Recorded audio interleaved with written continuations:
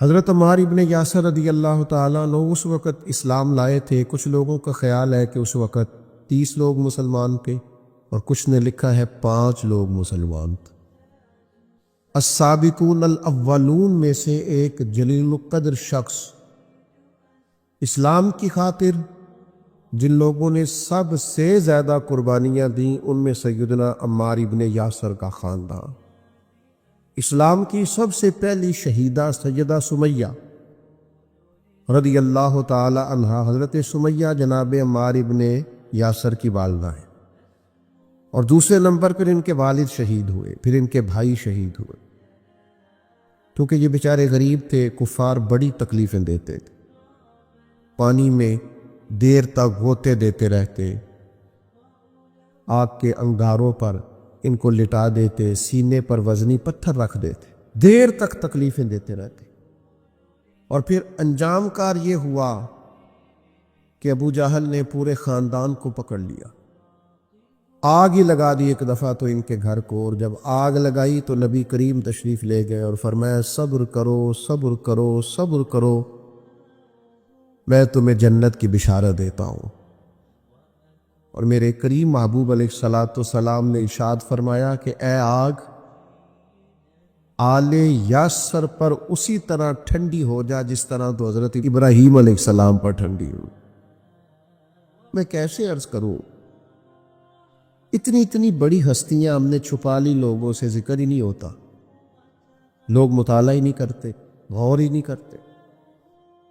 اتنا بڑا آدمی، اب میں اگلی بات کروں گا تو آپ حیران ہو جائیں گے، ساری دنیا کو جنت میں جانے کا شوق ہے نا، تو نبی کریم فرماتے ہیں جنت کو بھی شوق ہے کہ 4 بندے کبھی آ جائیں وہاں۔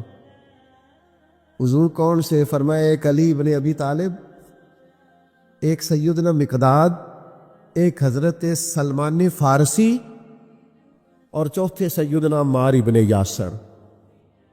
جنت کو شوق ہے کہ کبھی آ جائے نا، تر دامنی پہ شیخ ہماری نہ جائیے، ہم دامن نچوڑ دے تو فرشتے وضو کریں۔ اتنے بڑے لوگ کہ جنت کا شوق ہے، جنت کا، جنت کہتی ہے مالک ان کو بھیجنا، کیسے لوگ ہوں گے؟ حضرت خالد ابن ولید فرماتے ہیں کسی وجہ سے نا میری ناراضگی ہو گئی، حضرت عمار ابن یاسر کے ساتھ تلخ کلامی ہو گئی، تو میں نے ڈانٹ دیا۔ حضرت عمار ابن یاسر نے کریم محبوب علیہ السلام کے حضور میری شکایت کر دی۔ فرماتے میں حاضر بارگاہ ہوا، محبوب نے گردن مبارک جھکا رکھی تھی، جیسے ہی مجھے باریابی ہوئی سلام عرض کیا تو محبوب نے نگاہ اٹھائی، پوچھا نہیں۔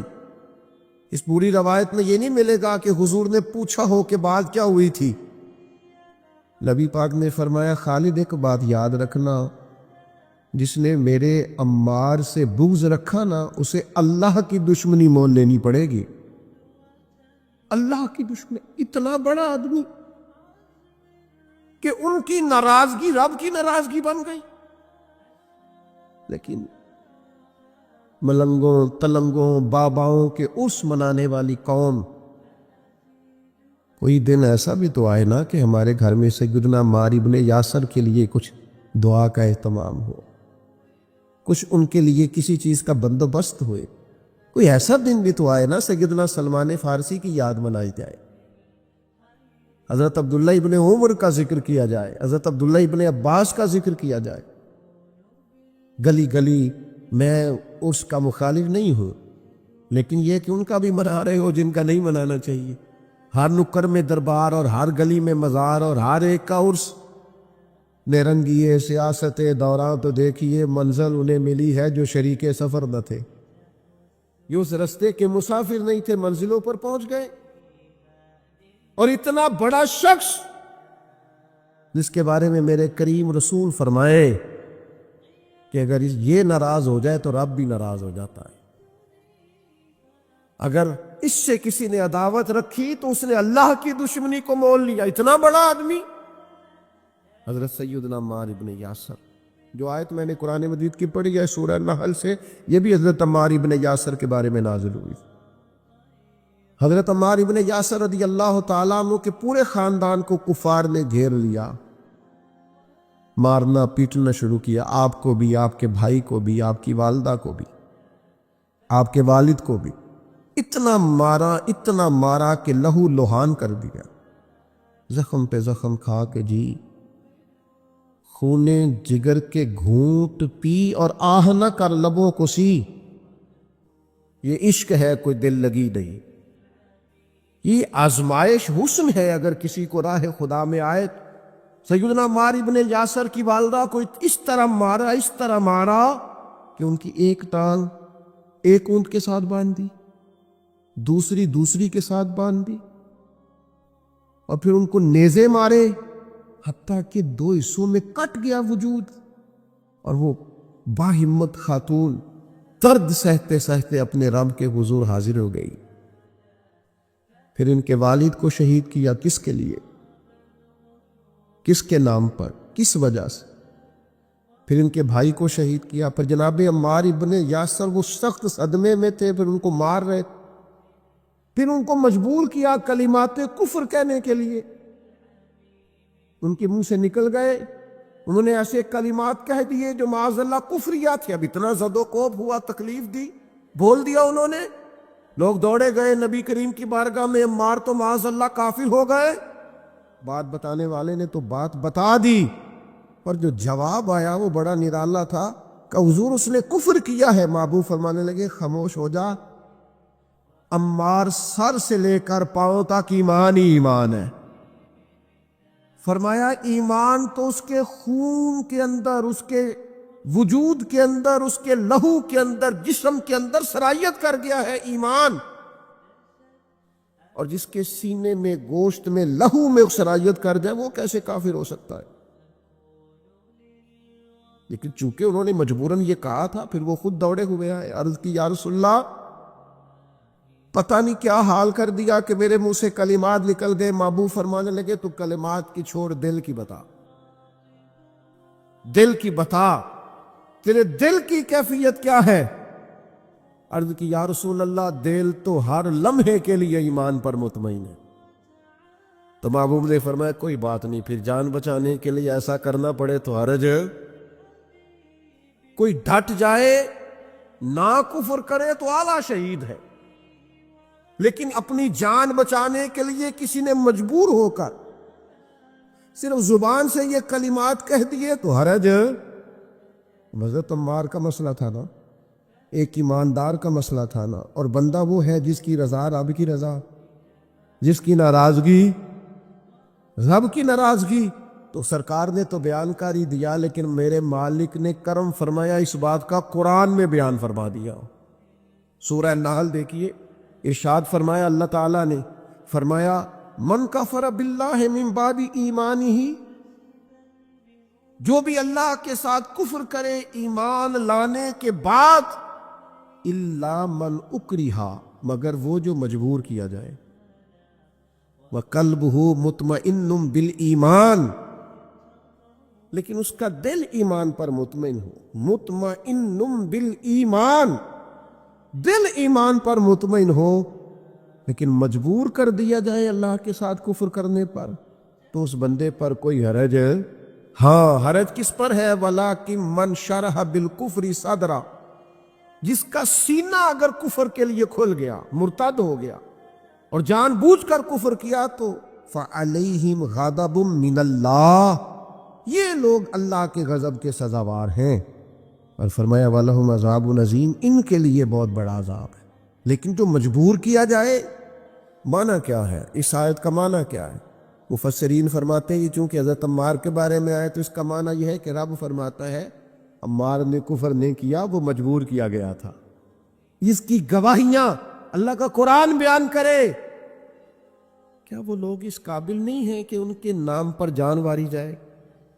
میں بڑا شروع سے مجھے عقیدت ہے سیدنا عمار ابن یاسر، بڑی شروع سے، موضوعات بہت زیادہ ہوتے ہیں، ہر عنوان پر بات کرنا کئی دفعہ آسان نہیں ہوتا، اتنی عقیدت ہے میں نے تو اپنے بیٹے کا نام بھی عمار رکھا ہے، فیض و برکات لینے کے لیے۔ اتنے بڑے لوگ، ان کے فضائل، ان کے کمالات، ان کی خوبصورتیاں، یہ المعجم الاوسط کے اندر حدیث ہے۔ ذرا یہ انداز دیکھیے، بندہ سادہ ہے، کافر مارتے ہیں، تکلیفیں دیتے ہیں، پھٹے پرانے کپڑے ہیں، بظاہر لباس بڑا سادہ ہے، تو ذرا کریم کے لفظ تو دیکھنا، یہ ذرا عطا کرنے کا رنگ تو دیکھنا، یہ حضور کے دینے کا، نوازنے کا، رحمت کرنے کا انداز تو دیکھنا۔ حضور فرمانے لگے کچھ لوگ ایسے ہیں، کمبل پوش سادے لوگ، کہ عام لوگ انہیں کچھ بھی نہیں سمجھتے، لیکن وہ اللہ کو قسم دے دینا، رب ان کی قسم پوری کر دیتا ہے۔ یہ لفظ کہتے کہتے جب گویا صحابہ کی پوری توجہ ہو گئی تو حضور فرمانے لگے وہ رب کو قسم دے دینا، قسم، اللہ ان کی قسم کو پوری کرتا ہے۔ اور فرمایا ان میں یہ میرا عمار ابن یاسر بھی ہے۔ یہ اللہ کو کبھی قسم دے دینا، میرا عمار کبھی کہہ دے کہ مالک تجھے قسم ہو، تو میں وہ کریم میرے عمار کی قسمیں پوری کر دے۔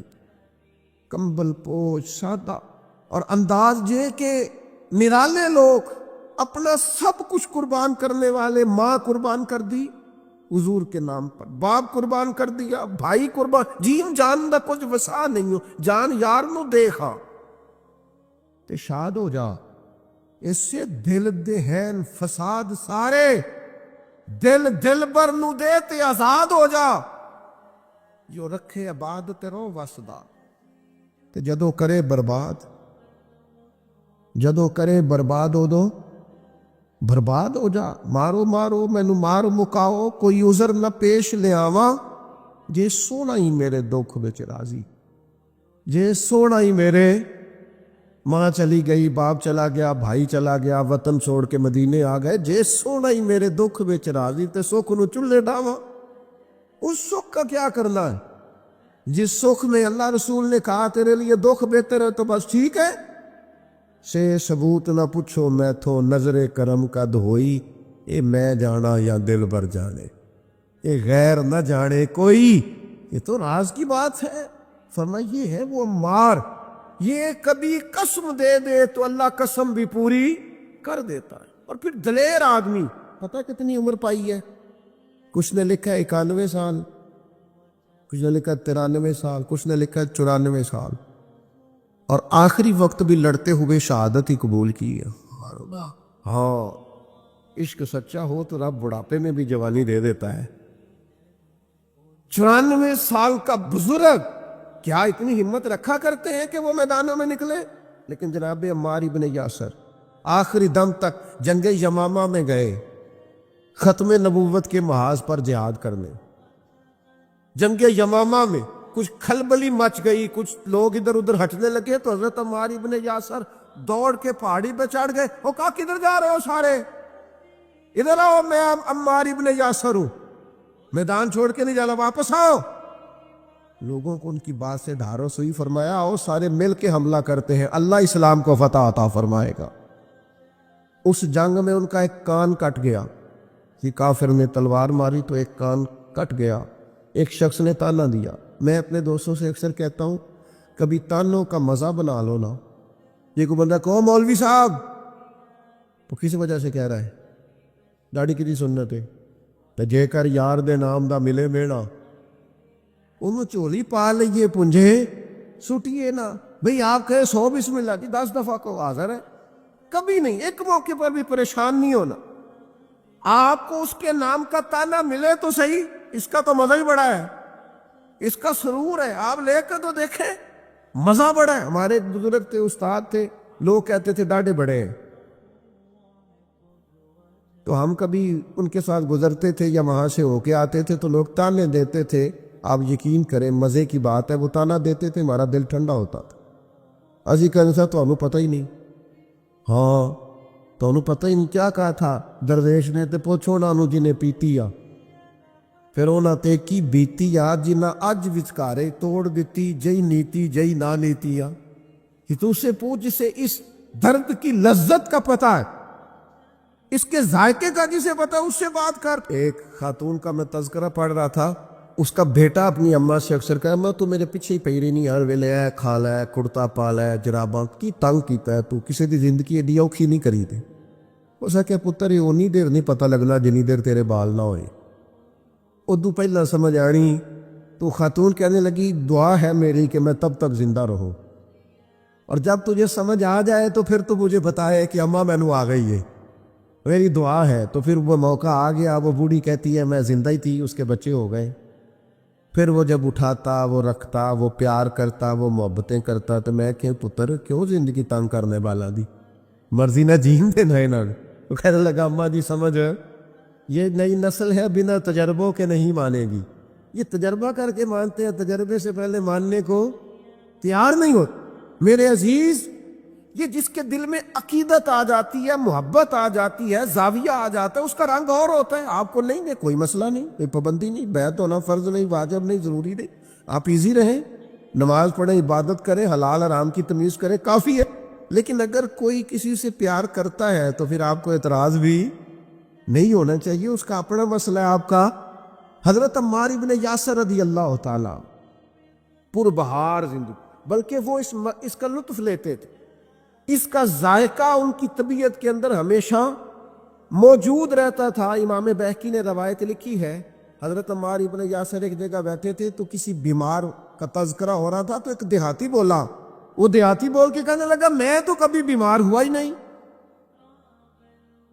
تو حضرت عمار ابن یاسر کہنے لگے پھر تو ہم میں سے نہیں ہے، اس لیے کہ رب تو جس سے محبت کرتا ہے اسے آزماتا ہے، تو تجھے آزمایا ہی نہیں، تو کبھی بیمار ہی نہیں ہوا، تو کبھی تکلیف سے ہی نہیں ہوا۔ فرمایا رب جس سے پیار کرے اسے آزماتا ہے، پر اس کے گناہ یوں جھڑتے ہیں جیسے پت جھڑ میں درختوں کے پتے جھڑا کرتے۔ اللہ تو آزماتا ہے، وہ تو آزما کے معاف کرتا ہے، گناہ بخش دیتا ہے۔ حضرت عمار ابن یاسر رضی اللہ تعالیٰ عنہ، ان کا اپنا فقر، ان کا اپنا تقوی، ان کی اپنی خوبصورتی، تو وہ میں بتا رہا تھا کہ ان کا کان کٹ گیا جنگ میں، تو کسی شخص نے ان کو تانا دیا، کان کٹے والے۔ آپ فرمانے لگے او بھائی تو نے تانا دیا، ہمیں مزہ آیا، جب تک کان سلامت تھا اتنا پیار نہیں تھا، جب سے یہ اللہ رسول کے رستے میں کٹ گیا ہے سب سے زیادہ پیارا ہی یہ کان لگتا ہے، اس لیے کہ جائیداد کے قبضے میں تو نہیں نہ کٹا، یہ کوئی روزی روٹی کمانے کے چکر میں تو نہیں نہ کٹا، یہ کر یار دے نام دا ملے میڑا، انہوں چولی پا لئیے پنجے سوٹیے نہ اس کے نام پہ کٹا ہے، تو میں تو اس کا مزہ ہی بڑا لیتا ہوں، مجھے تو سب سے زیادہ پیارا یہ لگتا ہے۔ سیدنا عمار ابن یاسر، جس طرح لوگ کشتہ عشق رسالت نہیں ہو جاتے، ان کا خمیری حضور کی محبت بن جاتی، اس طرح کا مزاج، اور پھر اپنے آپ کو آراستہ کر لیا ان ساری باتوں سے جو حضور کو پسند ہے۔ ساری زندگی مغرب کے بعد 6 رکعتیں نہیں چھوڑی حضرت عمار ابن یاسر۔ اوابین ہمیشہ پڑھی۔ کسی نے کہا کیوں پڑھتے ہو؟ کہا میرے نبی کریم نے مجھ سے فرمایا جو مغرب کے بعد 6 رکعتیں پڑھے اس کے گناہ سمندر کے جھاگ کے برابر بھی ہوں تو اللہ معاف کر دے گا۔ جہاں جہاں محبوب نے توجہ دلائی، ان لوگوں کا کوئی خمیری ایسا تھا وہ پوری طرح اس جگہ پہ مضبوط ہو گئے۔ ایک آدمی نے کہا میرا مکان دیکھ جائے، تشریف لے گئے، مکان بڑا عالیشان تھا، بڑی دعائیں فرمائی، بڑی محبت کی اس شخص کے لیے، بڑی آپ کے اچھے جذبات کا اظہار کیا، لیکن تھوڑی دیر کے لیے چپ کر گئے۔ کہنے لگا حضور چپ کیوں کیے؟ فرمانے لگے تمہیں بتانا چاہتا ہوں مکان پیارا تو بڑا ہے، پر ایک دن یہ چھوڑ کے جانا ہے، یہ ہمیشہ رہنے والا او پیا دس دیا قبراں جنہاں تے پھول پے، ادھروں کوئی بھی نہیں آؤندا، ادھروں تے لکھاں گئے، ایک دن اسے چھوڑ کے۔ ایسے موقع پر توجہ دلائی، آخرت کی طرف ذوق بنایا کہ ہر شخص کا دل نرم ہو۔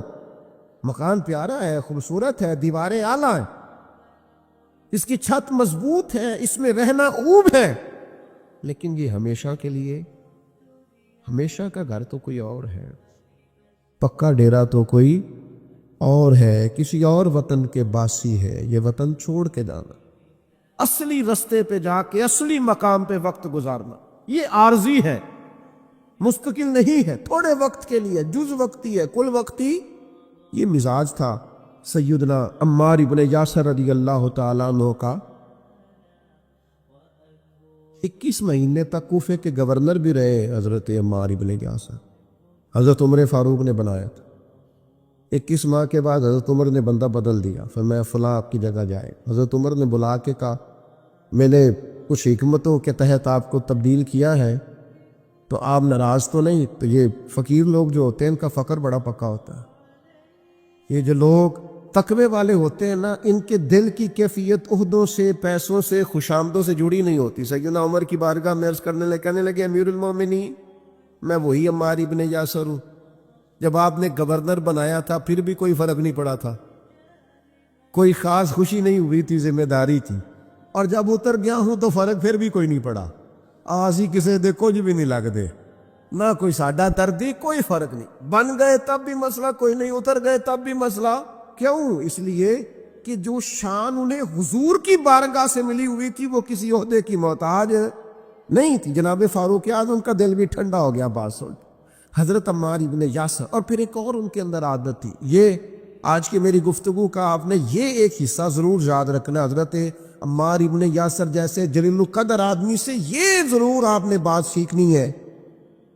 ابن عساکر نے لکھا ہے، صاحب ابن عساکر میں فرماتے ہیں کہ سیدنا عمار ابن یاسر دیر تک خاموش رہا کرتے تھے، اکثر و بیشتر خوف خدا میں رویا کرتے تھے، اور آنے والے فتنوں سے پناہ مانگتے تھے، فتنے نہ کہیں گھیر لیں، آزمائش نہ ہو، اور دیر تک خاموش رہتے، دیر تک۔ یہ الگ بات ہے خاموش کھڑے رہتے ہیں، پھر بھی جو لوگ بڑے ہیں وہ بڑے رہتے ہیں، دیر تک ہم اپنا آپ بتانا، اپنا آپ ذکر کرنا، بلا وجہ چھلکنا، اور بعض وزادار اور قابل قدر لوگوں کے سامنے کچھ ایسے معاملات کرنا جس سے طبیعت کا چھچورا پن باہر آئے، یہ وزادار لوگوں کی علامت۔ دیر تک کھڑے رہتے، دیر تک خاموش رہتے، دیر تک ان کی طبیعت لگی رہتی۔ سیدنا عمار ابن یاسر رضی اللہ تعالیٰ عنہ، پھر آپ حیران ہوں گے کہ حضرت عمار ابن یاسر رضی اللہ تعالیٰ عنہ کے ساتھ لوگوں کا رویہ کیسا تھا۔ ہر شخص ان سے پیار کرتا، ہر شخص کے دل میں ان کے لیے محبت جاگتی، ہر ایک ان کے لیے وارفتگی اپنے دل میں محسوس کرتا۔ نبی رحمت صلی اللہ تعالیٰ علیہ وسلم نے پیار کیا تو یوں لگا جیسے حضرت عمار ابن یاسر کو جاگ کے ہی محبوب ہو گئے، جدھر جاتے محبتیں، پیار، خلوص۔ حضرت عمار ابن یاسر رضی اللہ تعالیٰ عنہ شہید ہوئے جنگ صفین میں مولا علی کا دفاع کرتے ہوئے۔ حضرت عمار ابن یاسر رضی اللہ تعالیٰ عنہ، آپ اندازہ کریں، کچھ نے 91 سال عمر لکھی ہے، میں بتا چکا ہوں، کچھ نے 93 سال لکھی ہے، کچھ نے 94 سال عمر لکھی ہے۔ اس عمر میں بھی خود میدان میں اترے۔ اسلام نہ فعال زندگی کو پسند کرتا ہے۔ یہ نوجوان جو موبائل لے کے بیڈ ریسٹ کرتے ہیں، انہیں بڑھاپے میں سمجھ آئے گی کہ بیڈ ریسٹ کے نقصان کتنے۔ یہ ان کو بلاؤ نہ، آواز نہ دو، کوئی کام نہ کہو، سوتے کو جگاؤ نہ۔ میں تھوڑے دن پہلے ایک نوجوان سے میں نے کہا، کہنے لگے جی مطلب یہ کہ اب آرام بھی نہ کوئی کرنے دے تو کیا کریں؟ تو میں نے کہا میرے بھائی سنو، اللہ بڑا پیار کرتا ہے نا بندے سے، سب سے زیادہ رب بھی پیار کرتا ہے نا۔ وہ بھی کہتا ہے سویرے اٹھ، بڑی تجھے نیند آئی ہے، اٹھ پہلے نماز پڑھ۔ اور آواز کیا آتی ہے مسجد سے؟ الصلاۃ خیر من النوم، نماز نیند سے۔ اللہ پیار کرتا ہے نا، تو پھر آپ کی فلسفے کے مطابق تو رب کو کہنا چاہیے تھا آرام کر، لیکن وہ کہتا ہے اٹھ کوئی کام کر، وضو کر، پھر ظہر پڑھ، پھر عصر پڑھ، پھر مغرب، پھر عشاء، پھر روزے، پھر حج، جد و جہد، ہمت، کوشش۔ جو لوگ VIP جاتے ہیں نا حج کرنے کے لیے، بڑے مہنگے ہوٹل میں رہتے ہیں، کھانا کا بعد کوئی نہیں جاتا ان کے کمرے میں، حالہ تو وہی پڑتا ہے۔ ایک ہی صف میں کھڑے ہو گئے، محمود و یاز، نہ کوئی بندہ رہا، نہ کوئی بندہ نواز، فعال زندگی گزارے، سست نہیں، کاہلی نہیں، یہاں بیٹھ گئے، وہاں لیٹ گئے، وہاں موبائل لیا ہوا ہے، مجھے تنگ نہ کرنا۔ آپ کام کریں گے زندگی میں، آپ انقلاب لائیں گے۔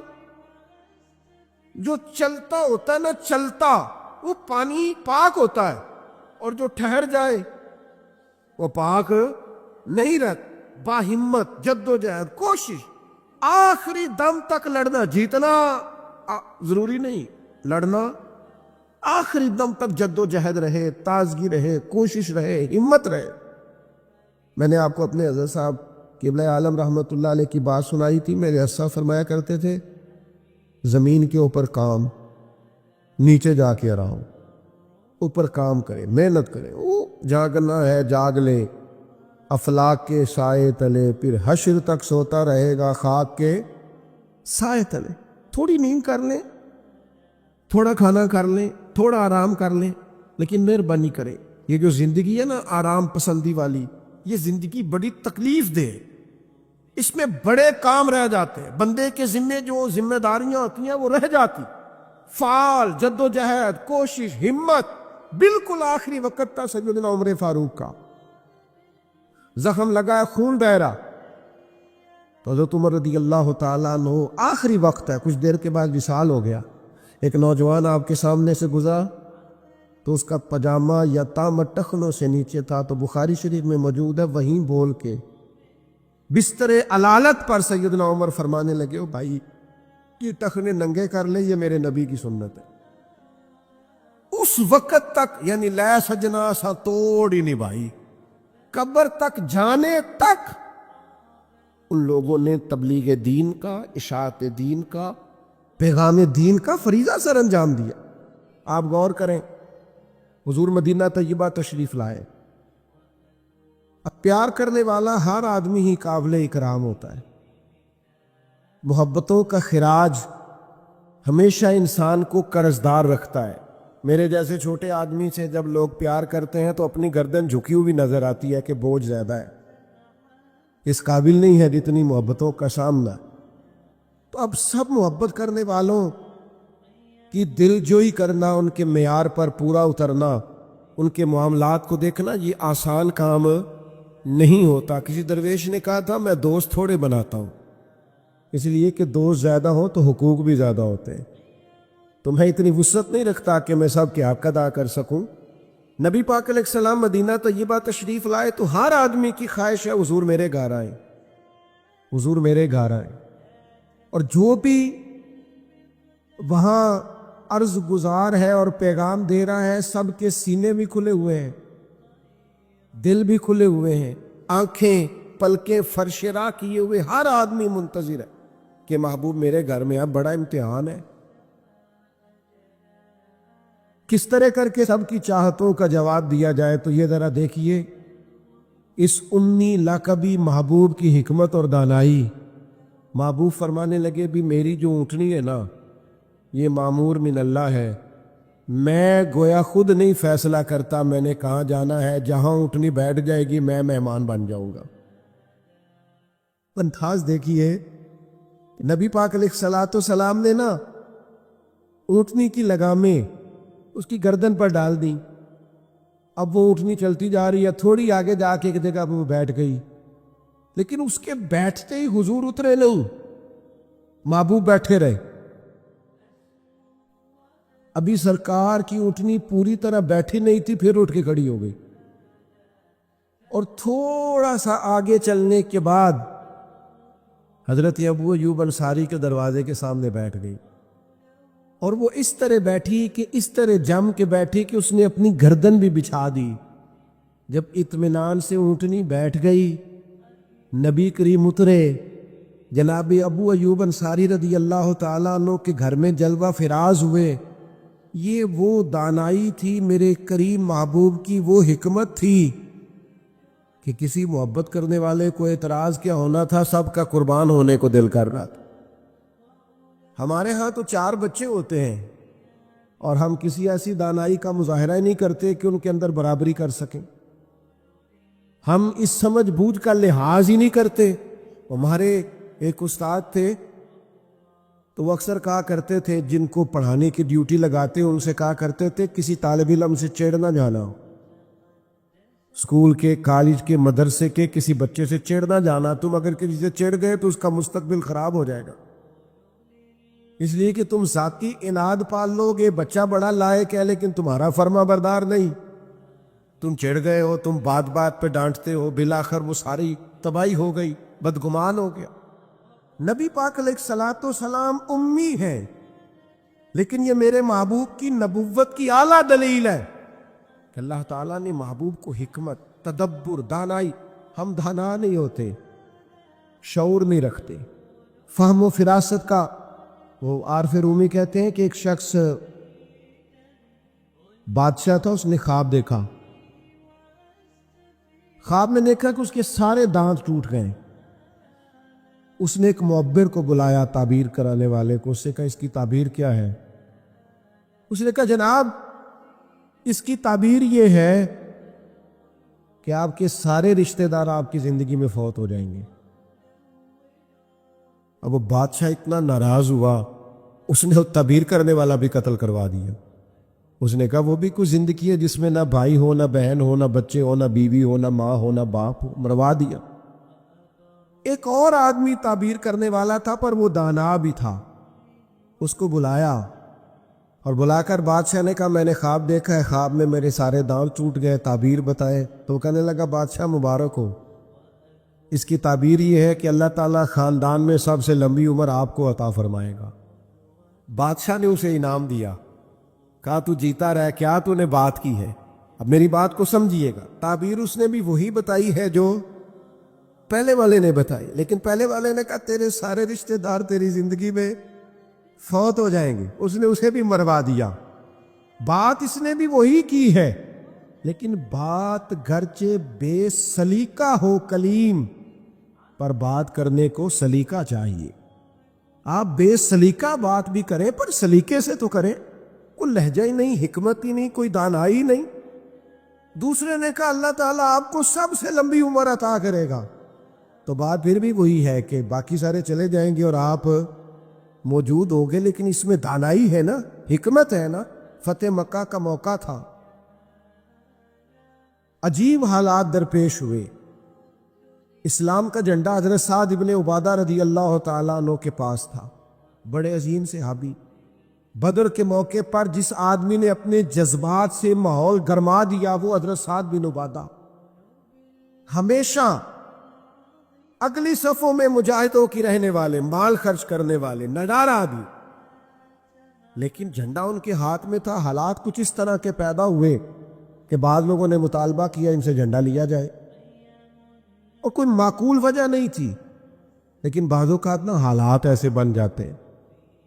اب حضور علیہ السلام کی بارگاہ سے مطالبہ ہو رہا ہے کہ آپ جناب سعد بن عبادہ سے جھنڈا لے لیں۔ یہ نوجوانوں سے بالخصوص عرض کروں گا کہ علم بھی تبھی بندے کو فائدہ دیتا ہے جب اس کے ساتھ کچھ بندے کو شعور بھی ہو، ہنر بھی تبھی فائدہ دیتا ہے جب اس کے ساتھ کچھ نہ کچھ دانائی بھی ہو۔ شعر سعدی فرمایا کرتے تھے ایک من علم ہونا تو سنبھالنے کے لیے 10 من عقل کی بھی ضرورت ہوتی ہے، ورنہ ضائع ہو جاتا ہے سارا۔ دانائی، تدبر، یہ دیکھیے امی لقبی محبوب سے ہم نے دانائی سیکھنی ہے، تدبر سیکھنا ہے، فہم و فراست سیکھنی ہے۔ زندگی میں شعور کس کو کہتے ہیں یہ حضور ہمیں سکھائیں۔ کہ جناب حضرت سعد بن عبادہ کو اتارنا ہے۔ اب بڑے بڑے دانا صحابہ کہہ رہے تھے یا رسول اللہ کوئی ایسی بات نہیں ہے، حالات اس طرح کے ہیں، کیسے یہ فیصلہ کریں؟ حضور نے فرمایا کوئی مشکل نہیں، اتار دیتے، بدل دیتے ہیں، ان سے منصب لے لیتے ہیں۔ یا رسول اللہ یہ آسان نہیں ہے، کیسے؟ فرمایا ابھی دیکھنا تم، یہ اللہ تعالیٰ نے میرے محبوب کو حکمت کی خزانوں کی کنجیاں عطا فرمائی۔ نبی کریم علیہ السلام نے فرمایا سعد بن عبادہ جھنڈا دے دیں آپ واپس، اب آپ لشکر کے علم بردار نہیں رہے۔ انہوں نے بوجھل ہاتھوں سے جھنڈا تھما ہوا تھا، پریشان تھے کہ کوئی ایسی بات نہیں۔ جب حضور نے کہا دیں تو وہ غلام تھے، سانو قید سجن دا گہنا ہے، وہ جینجے رکھے ایسا اونج رہنا ہے۔ انہوں نے اسی وقت جھنڈا تھما دیا، خوش ہو کے تھما دیا۔ لیکن یہ میرے محبوب کی حکمت ہے، محبوب نے جناب سعد بن عبادہ سے جھنڈا لیا اور قریب ان کے جوان بیٹے کھڑے تھے، محبوب نے جھنڈا انہیں دے دیا۔ فرمایا کمان تیرے ہاتھ میں ہے۔ باپ کا قد اس وقت 10 فٹ زمین سے اونچا ہو جاتا ہے جب اس کا بیٹا اس کی جگہ پہ بیٹھ جاتا ہے۔ وہ کہتا ہے میری فکر گئی، میں اب بے فکر ہوں۔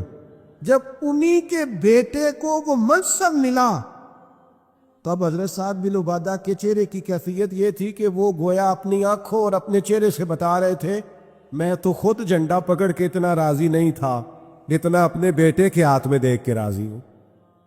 یہ آپ تدبر سیکھیں۔ میں اپنے نوجوانوں کو دیکھتا ہوں جذباتی مزاج، بھاگتے دوڑتے، بے چین، پریشان، الجھے ہوئے۔ ابھی میں ملک سے باہر تھا، میرے ساتھ اکثر ایسے ہوتا ہے۔ بیرون ملک جو لوگ ہوتے ہیں نا، وہ زیادہ پریشان ہوتے ہیں پاکستان کے حالات کو لے کر، وہ زیادہ خبریں دیکھتے ہیں۔ ایک صاحب مجھ سے کہنے لگے پاکستان کے حالات، میں نے کہا بالکل ٹھیک ہے، یہ اتار چڑھاؤ ہے، زندگی کے ساتھ چلتا ہے، بے چینی نہیں، بے قراری نہیں، الجھاؤ نہیں، ہر وقت کا اضطراب نہیں، دانائی، تدبر، حکمت، معاملہ فہمی، یہ ہمیں ہمارے رسول پاک نے عطا فرمائی۔ آپ اپنی زندگی کو سلیقے سے گزاریں، قیمتی بنائیں۔ آپ اپنے وجود سے بڑا کام لے سکتے ہیں، لیکن کیا ہے، دانائی نہیں ہے، جذباتی مزاج، اور جذباتی پن ہماری طبیعتوں کا حصہ ہے۔ جذباتی فیصلے، جذباتی باتیں۔ ہمارے دیہاتوں میں چودھری فیصلہ کس کے حق میں کرتے ہیں؟ جو پہلے آ جائے، وہ سچا ہے یا جھوٹا ہے، پہلے گیا ہے، بس انہیں مینوں پہلا آکھیا تسی تے آئے ہی نہیں، اسی بات میں فیصلہ دے دیا۔ دانائی، تدبر، یہ رسول اللہ صلی اللہ علیہ وسلم نے ہمیں سکھایا۔ امی لقبی ہے حضور۔ اور دوسری بات، انسان کے پاس جو سب سے قیمتی چیز ہوتی ہے نا، وہ اس کا کردار ہوتا ہے۔ آپ نے زندگی میں نقوش کیا چھوڑیں؟ آپ جہاں رکے، جہاں بیٹھے، یہ ایسا تو نہیں زندگی میں کہ یہ 10 دوست پرانے، یہ 10 دوست آج کل کے ہیں اور ان کے درمیان بھی غیبتیں جاری ہیں، بس کام ختم ہونے کے قریب ہے، اور پھر اس کے بعد اور کوئی 4 دوست ہم تلاش کریں گے۔ اچھے نقوش نہیں چھوڑتے، کتنی خوشیوں سے رشتے طے پاتے ہیں، لیکن وہ تھوڑا وقت نہیں گزرتا تو ساری سوچیں، سارے نظریات گدلے اور میلے کچیلے ہونے لگ جاتے، وہ ساری محبتوں کو زنگ لگنے لگ جاتا ہے۔ عظمت کردار، بلندی، آپ کے افکار، آپ کا اچھا گمان، آپ کی سوچیں، آپ حیران ہوں گے۔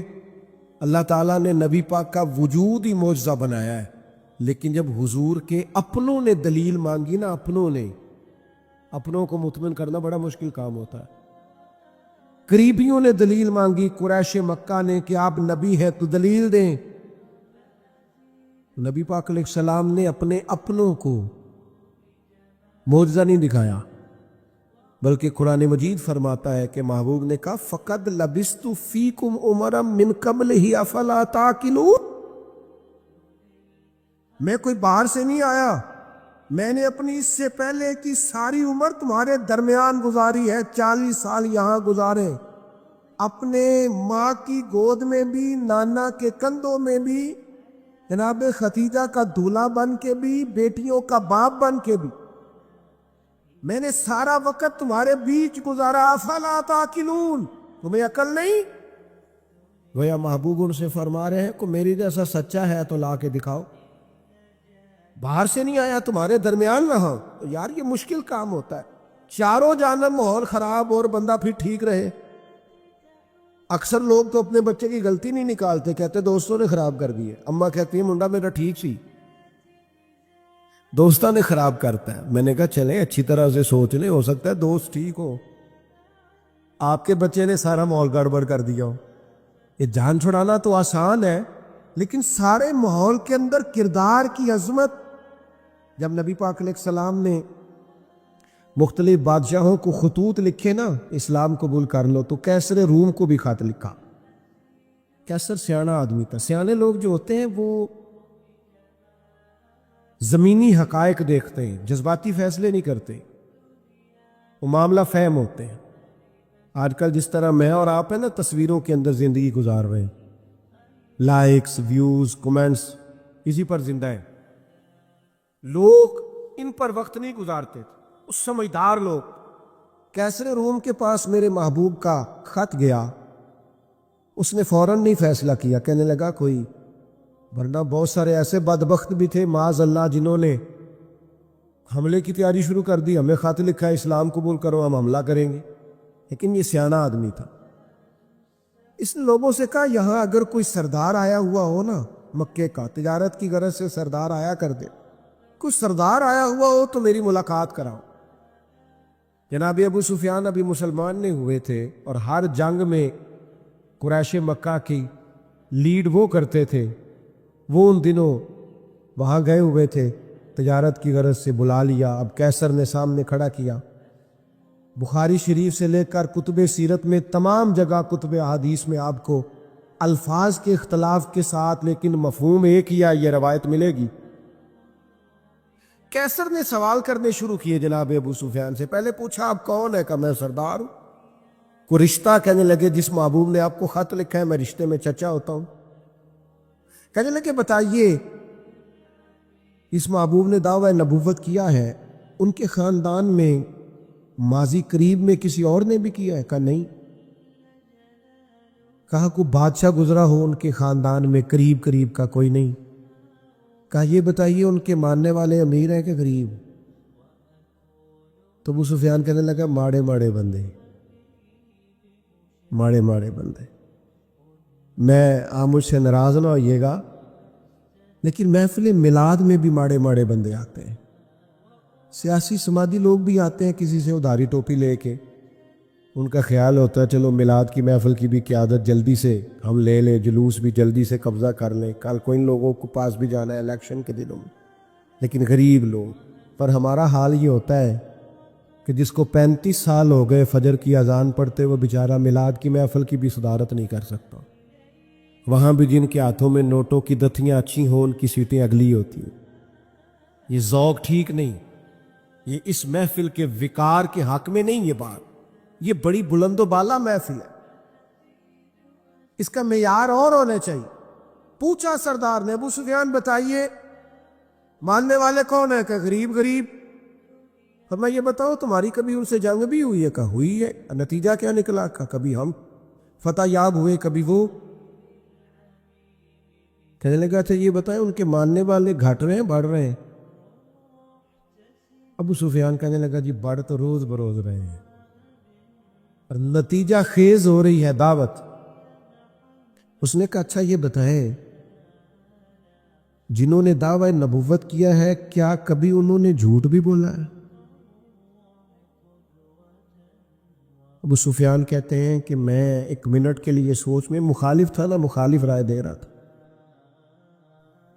لیکن میرے دل کے اندر سے آواز آئی معاذ اللہ میں انہیں جادوگر کہوں، شاعر کہوں، ساحر کہوں تو شاید کوئی شخص میری بات پر توجہ دے، پر نبی پاک نے جھوٹ بولا یہ تو مانے گا ہی کوئی نہیں.